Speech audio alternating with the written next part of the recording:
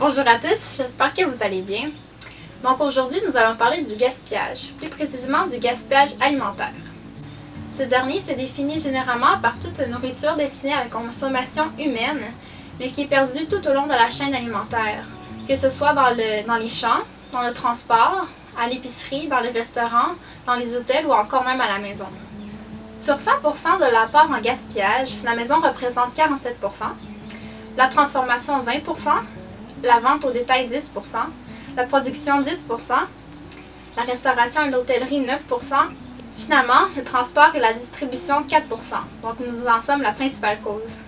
Il ne faut pas oublier qu'au Québec, les producteurs maraîchers doivent déclasser environ 25% des aliments qu'ils produisent, soit 400 000 tonnes de fruits et de légumes. Et ces derniers sont la plupart du temps non consommés juste à cause de leur allure, alors qu'ils sont parfaitement comestibles.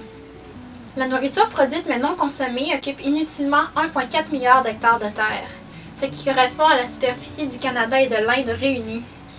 La production de toute cette nourriture perdue ou jetée requiert environ un quart de toute l'eau utilisée chaque année en agriculture. Donc il y a un petit lien avec la surconsommation de l'eau dont je vous ai parlé la semaine dernière. Saviez-vous qu'un tiers de la nourriture produite est non consommée, ce qui équivaut à 1,7 milliard de tonnes par an? Et attention, chaque tonne d'aliments gaspillés envoie 5,6 équivalents de CO2 dans l'atmosphère. Donc je pense pas que ça fait du bien à l'environnement tout ça.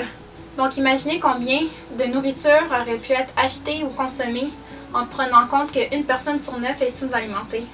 Selon l'Organisation des Nations Unies pour l'alimentation et l'agriculture, de 2012 à 2014, 805 millions de personnes se seraient couchées le ventre vide. Comme je l'ai mentionné plus tôt, le plus gros du problème se retrouve à la maison. Plus précisément, ce qui se retrouve dans nos poubelles. Donc j'ai 4 conseils à vous donner qui vont définitivement nous aider à produire moins de gaspillage à la maison. Donc le premier conseil, c'est de ne pas paniquer lorsque la date de péremption approche de sa date prévue. Les compagnies mettent toujours leur date de péremption beaucoup trop à l'avance pour que nous mangions et rachetions beaucoup plus vite. Par exemple, si votre boîte de céréales était due pour le 9 février, le 10 février, elle va être encore aussi bonne. Elle va seulement être à 99% de sa top fraîcheur. Cela s'applique avec tous les aliments. Par contre, portez attention si vos produits ont le couvercle bombé, par exemple, ou des signes de dégradation. Dans ce cas, ils vont bien évidemment être impropres à la consommation. Deuxième conseil, c'est d'aller jusqu'au bout de vos aliments. Autrement dit, ne rien gaspiller de ce qui vient de vos fruits et légumes. C'est un geste que ma mère fait depuis des années. Vous avez simplement à garder vos plures de légumes ou des extrémités de carottes ou de céleri et vous allez en faire un bouillon. Donc vous n'avez simplement qu'à mettre tous vos petits bouts de légumes dans la mijoteuse avec de l'eau et vous allez obtenir un super bon bouillon de légumes. Pour les fruits, vous pouvez garder vos cœurs d'ananas ou de pommes ou les fameux fruits que personne ne voulait manger. Vous allez pouvoir les mettre dans votre mijoteuse et avec le même principe que le bouillon de légumes, vous allez mettre un peu d'eau, vous allez faire bouillir pendant quelques heures et par la suite mixer et ça va vous faire une super bonne compote de zéro gaspillage. Et évidemment, cuisiner en moins grosse quantité, dans ce cas vous allez éviter de ne pas pouvoir tout manger à temps.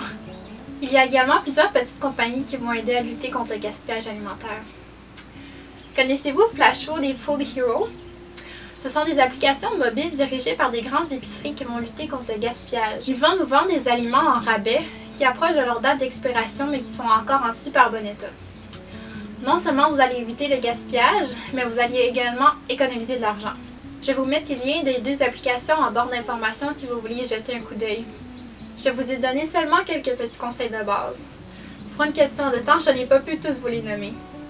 Par contre, il y a beaucoup d'entreprises, blogueurs, livres ou émissions québécoises sur le sujet. Vous n'avez qu'à en faire des recherches sur le web pour en apprendre plus. Donc j'espère vraiment que mes trucs et conseils vont vous avoir aidé. Et on se retrouve la semaine prochaine pour ma prochaine capsule vidéo.